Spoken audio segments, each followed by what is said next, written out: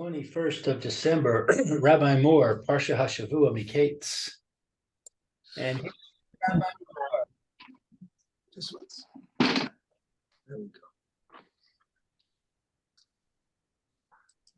Okay.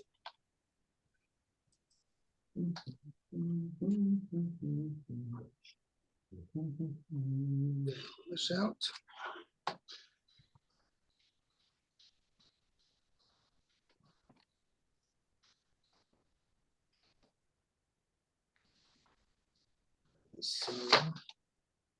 Well, by the way, what happened yesterday? Kind of cut out at the end.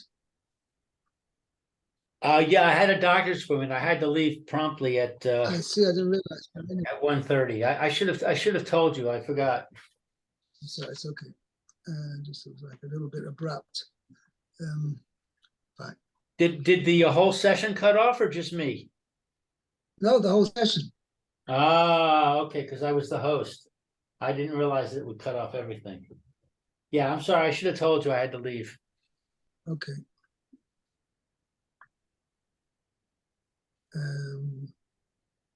Just wanting to see what is the sound over here. It's very loud. Okay. Now, fine. Let's go.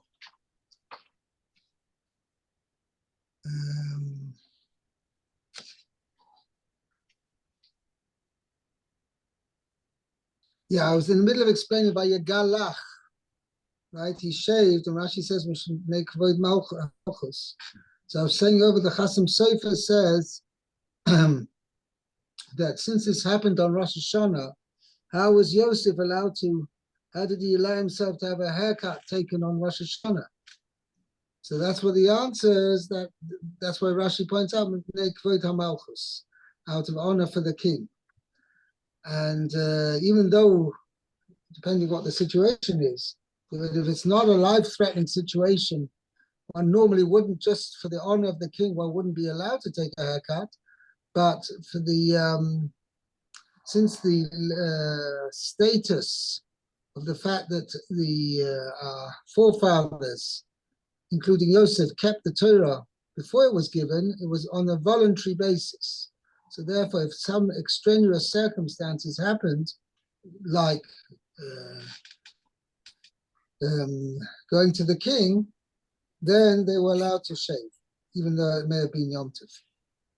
Okay. Next. Where were we up to? I can't remember who had read yesterday. I don't remember now. Anyway, Lou, let's start off. Pasuk 15. Okay. 15. Oh, we're up to 15. Okay. Sorry, Yechiel, it's not 11, it's 15. Pasuk 15. 15. Vayomer Paro Yosef, please. Vayomer Paro El Yosef, Chalom Chalamti Ufoser Ein Oso Vani Shamati Alecha Lemor Tishma Chalom Liftor Oso. Paro said to Yosef, I dreamt a dream, and there is no one to interpret it. And I heard about you saying, I heard it said about you that you hear a dream to interpret it. Right. Interesting lashon over here. Yeah. So Rashi says, Tishma Chalom Liftor Oso. So first of all, Rashi corrects us in saying it doesn't mean in this context to hear. Okay. Ta'azin v'savin chalom. So ta'azin is you listen. Listen and understand. The tavin is and you understand. Chalom, a dream. To interpret it. Liftor oso, to interpret it. Tishma lashon havana. You hear is an expression of comprehension. Zana and listening, kamo shomea Yosef, is like Joseph heard. Right, so it says later on, when the brothers came and they were talking among themselves, they didn't realize that Joseph understood what they were saying. Right? So he says, it says over there, Lo yodu ki shomea Yosef, that Yosef was listening and understanding.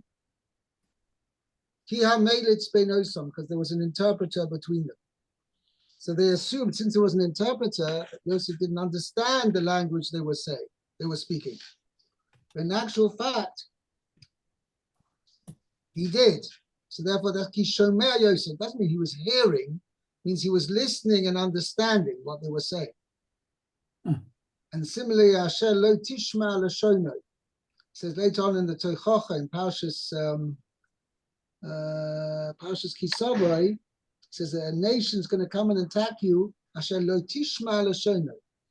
That doesn't mean you don't hear his language. It means you don't understand its language. That's what Rashi said. Entendre, alas. Deheren means to understand.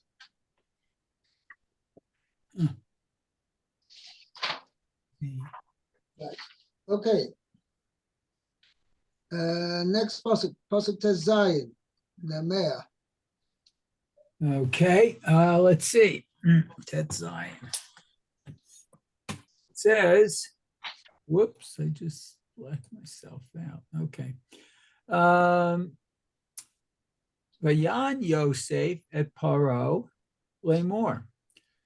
Biladai Elokim Ya'aneh et Shalom Paro. So Yosef answered Paro, saying, Biladai.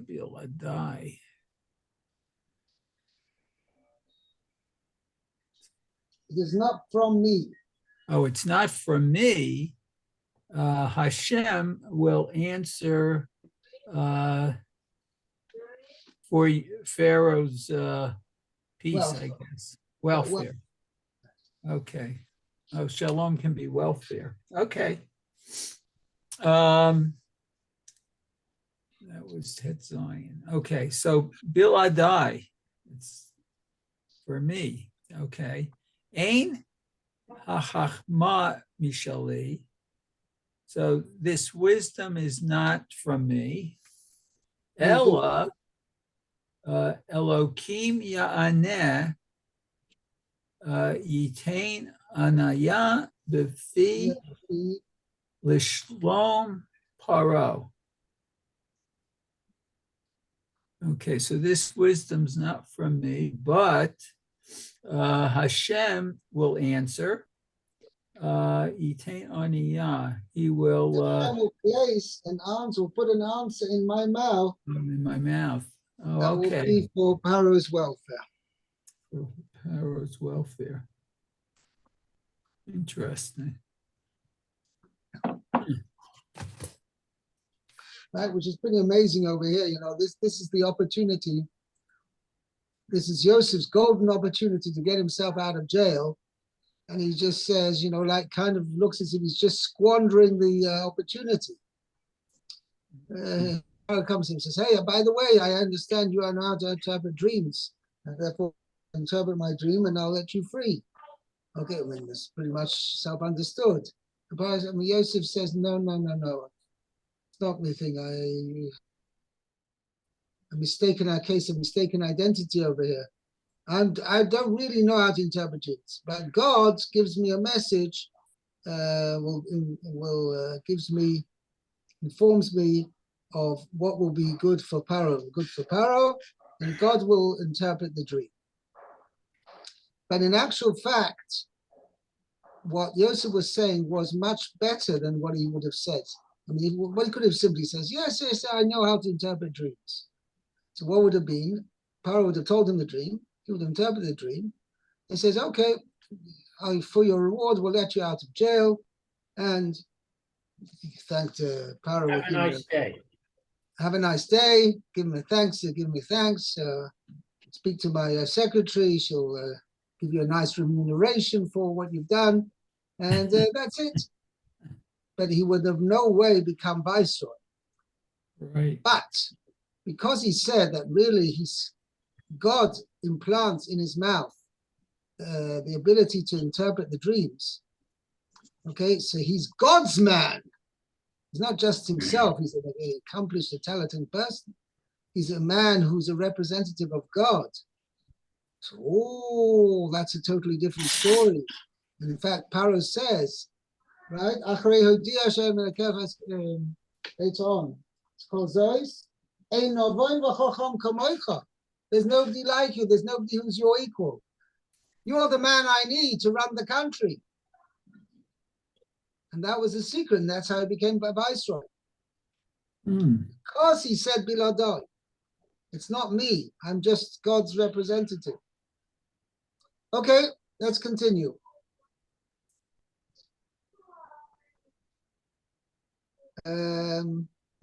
17. 17, please. Yes.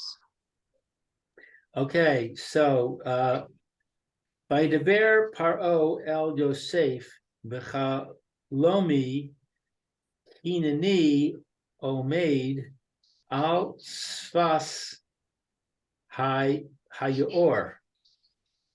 And Paro said to Yosef, in my dream, behold, I was standing on the bank of the canal. Or of the river, let's call it the river, the Nile. Yeah. There's no Rashi on that one. No. By the way, just interesting to point out we have a spot the difference here. The actual pasuk says, "Omeid al hayor." I was standing upon the river. That's what it actually says in pasuk Aleph.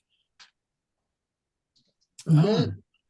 Hine omeid al hayor. He says, "Hine omeid al sfas hayor." Okay. In fact, Chazal say that.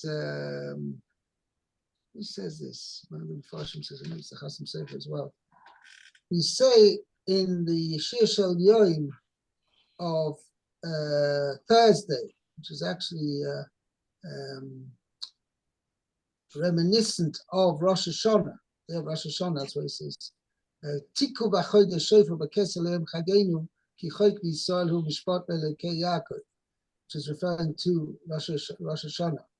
Anyway, that is also mentioned there, the fact that this is the day when Yosef came out, when he appeared before Pharaoh, this day.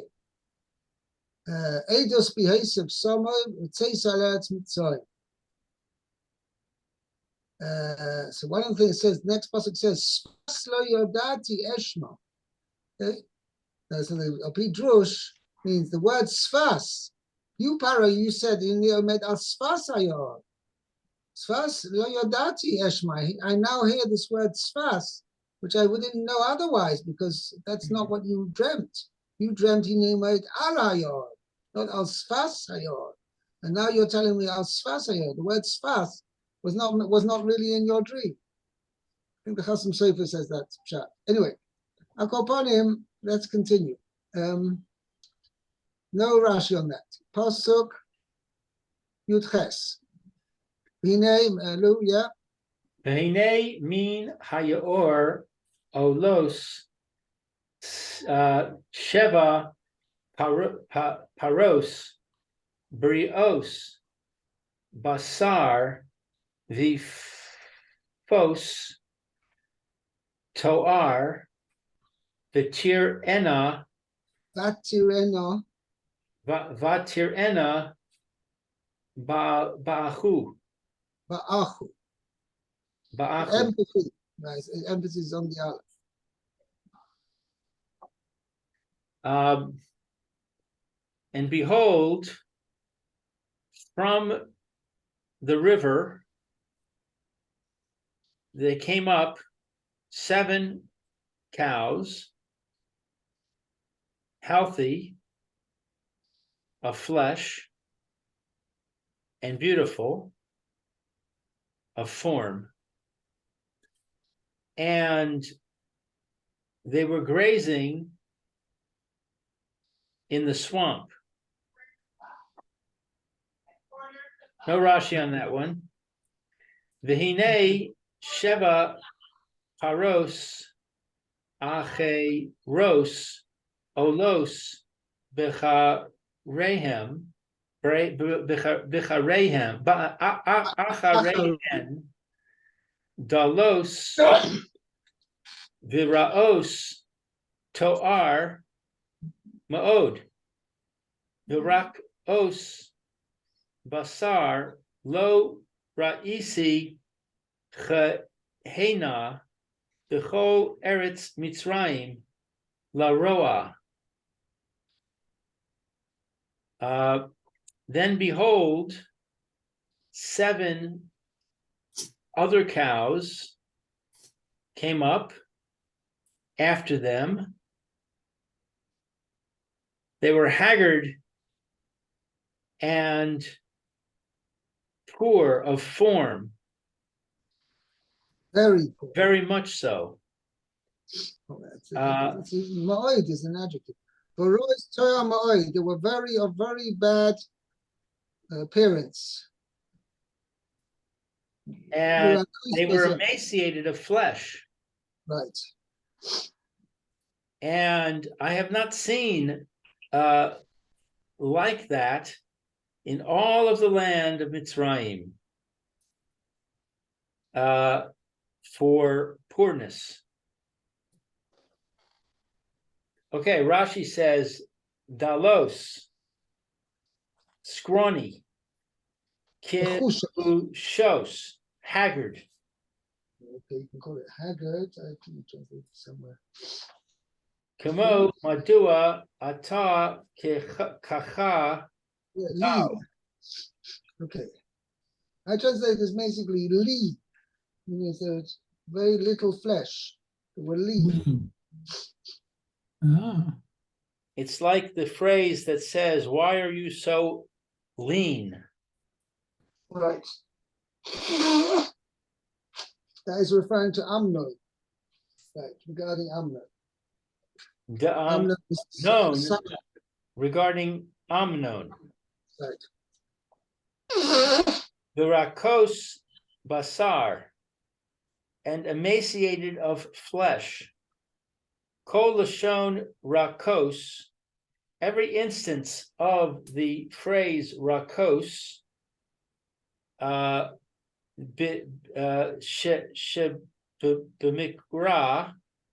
shebamikra, in scripture, chaserin basar, means lacking meat. Lacking flesh. Bloses in French, in Old French. Yeah. Where do you say blosser in present day French? It's a similar word. Okay. Yeah, by the way, note that Paro misses out an important detail of the dream, which we have, I mentioned it. Rashi actually didn't make an issue of it. But if you look in Pasuk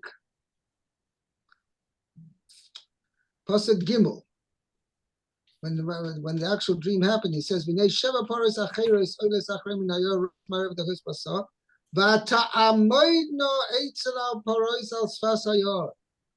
They stood, the lean cows stood next to the the fat cows on the bank of the river. Huh. Paro makes no mention of that. Oh, yeah.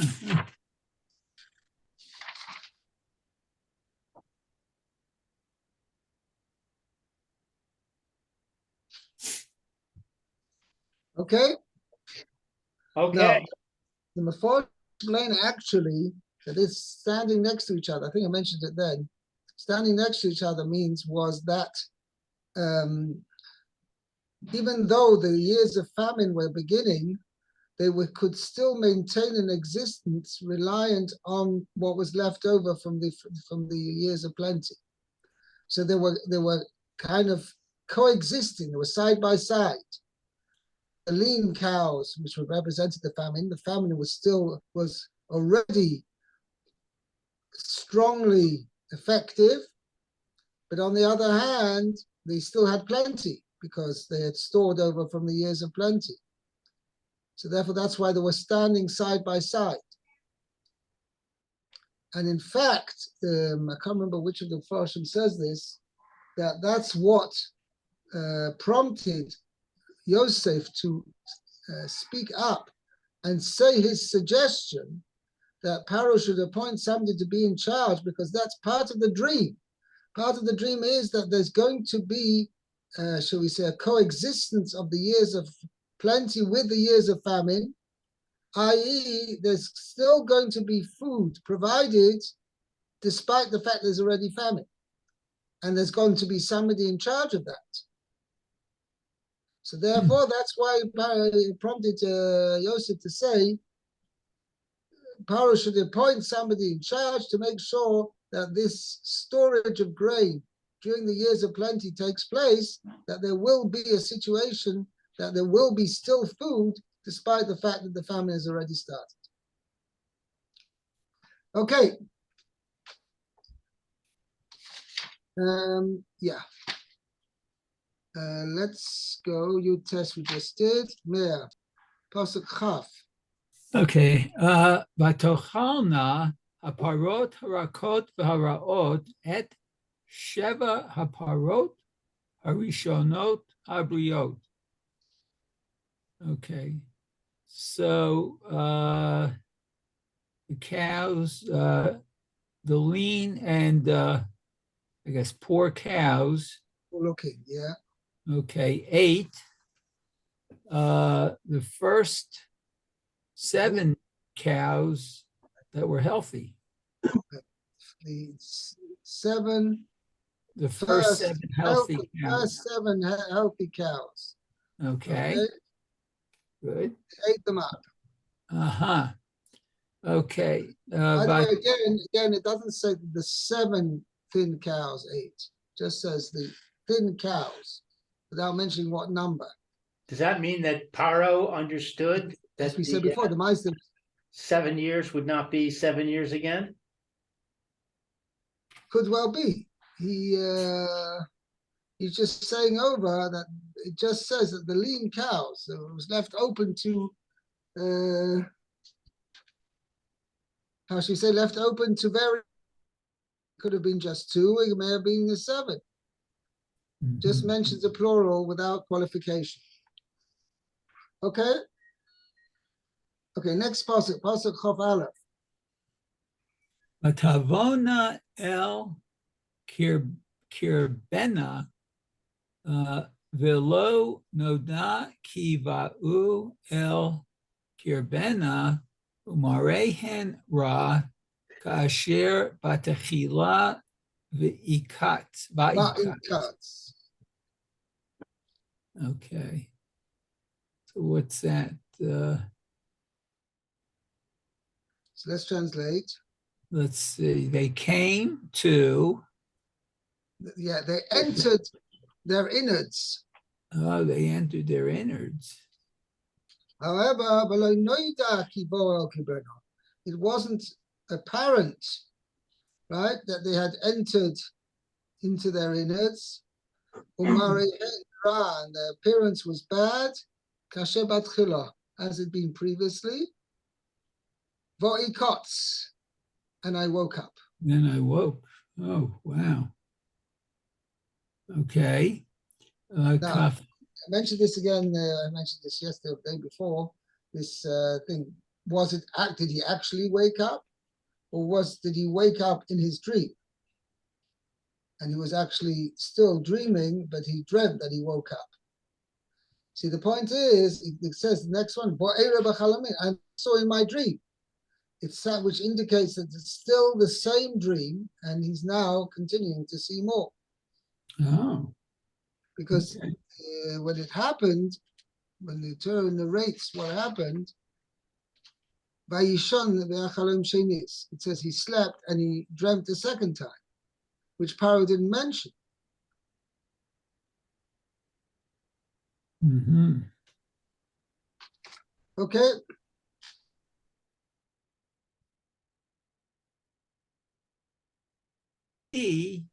V'hinei sheva shibalim olot b'karneh echad meleot v'tovot. And I saw in my dream, and here, Behold, 7 shibalim, 7 grains, ears of grain. grains. Okay. Came up b'karneh on one stalk. And Leot, it was full and good. Tovot. Or they were, yeah, well. Okay. Kaf Gimel. Inei Sheva Shibalim Tznumot Dakot Shidufot Kadim Tzomchot Aharehem. So then, and behold, 7 years of grain, okay. Tznumot. No, Rashi's going to explain what that means. It means dried out, dried hard, out, thin, rock hard. and burnt, I guess, by Kadim, the east wind. Tzomchot were growing after them, Sprouting after them. sprouting after them. Huh. That's interesting. Okay. Let's see what Rashi has to say. It says tznumot, dried out. Okay.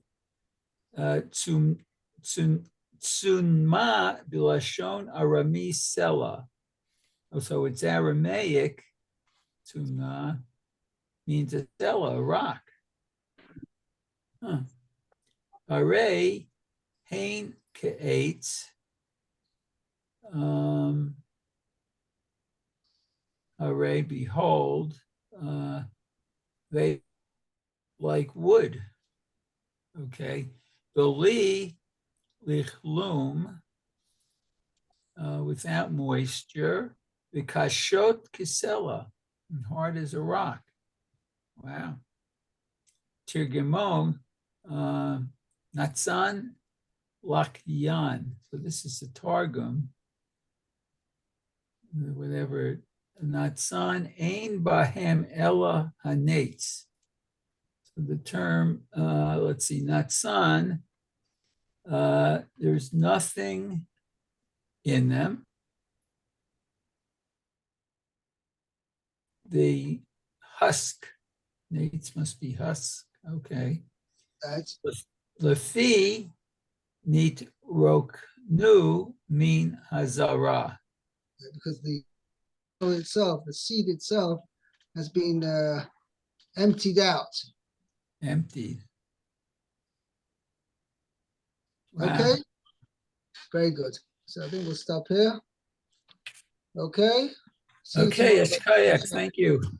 Be well. Fine. Very good. Okay. Whoops, I turned myself off already. Okay, be well. Take care, Yechiel. Have a good day. Bye-bye. Okay, bye now.